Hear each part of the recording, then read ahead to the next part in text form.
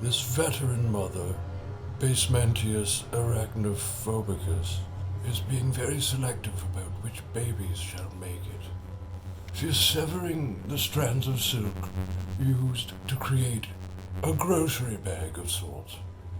And as she releases her young into the wilds of John's basement, judging by her size, she may yet choose to eat a few of them, if not all of them.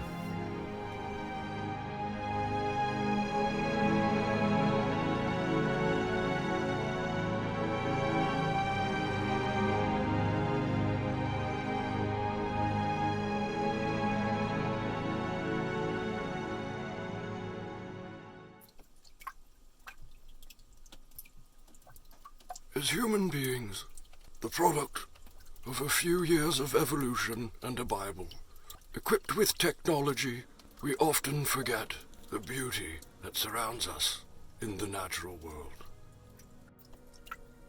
In the ruins of a once nearly soundproof recording studio that has since succumbed to excess moisture from maskless speech, nature reclaims. As we move further down the top fall, now dry with the weather, the denizens of basement earth and its undergrowth become clear.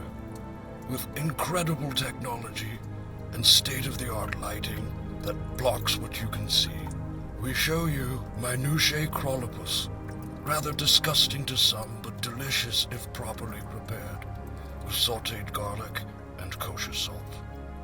If added to a tomato sauce, don't forget the dried oregano right before serving. It goes very, very, very well with basement escargot.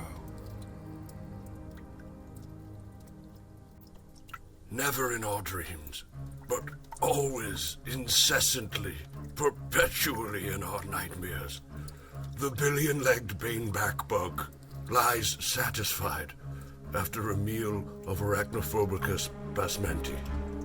Normally, it moves with lightning speed and accuracy, moving to and fro, and often in quantum dimensions, such as our nightmares. Oh, the nightmares. Stop moving, please. In a chance encounter between two plant oaks, a pair of Arachnophobica basmenti could end in cannibalism or romance. Or possibly both. Why haven't those eggs hatched yet? Perfectly camouflaged and standing perfectly still against the cabinets.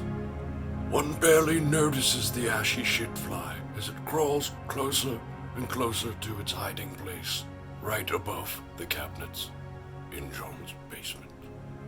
They are known to lay 8 billion eggs at a time and release them surreptitiously throughout the year as if giving away malfunction. The sound of coffee kettles and early morning neighborly nattering is not enough to distract the billion-legged baneback bug out of its own slumber. I hope it never moves again, as I have recently become Janist, and I simply cannot kill this horrible abomination of evolution. We shall have to see if symbiosis will commence, but one of us has to go. Here on Basement Earth, we often revisit subjects from previous episodes. And in this case, the only reason I'm showcasing Arachnophobicus basmenti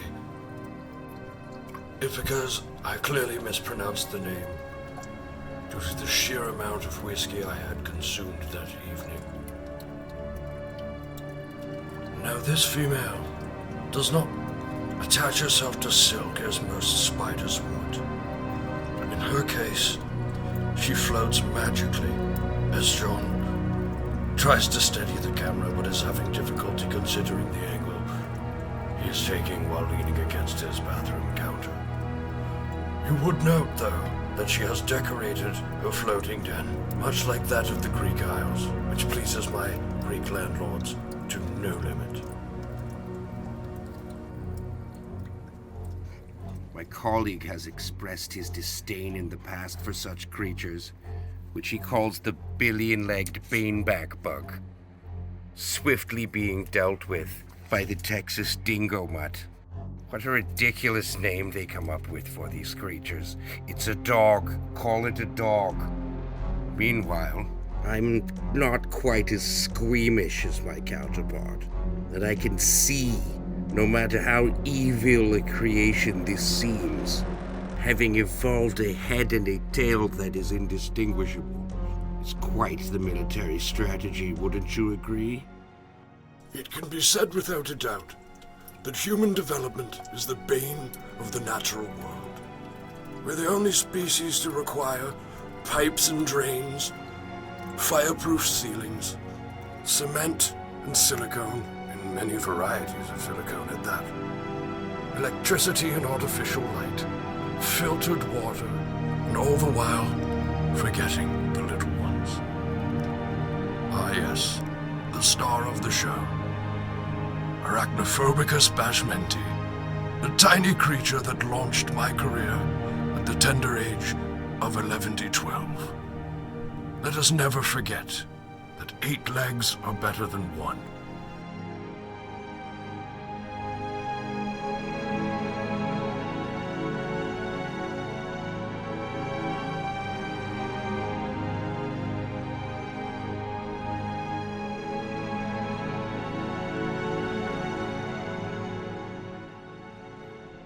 Revisiting the subject, and upon closer inspection, we realize it is actually dead. I did not think they could die natural deaths, with all of the ire that flows through their blood.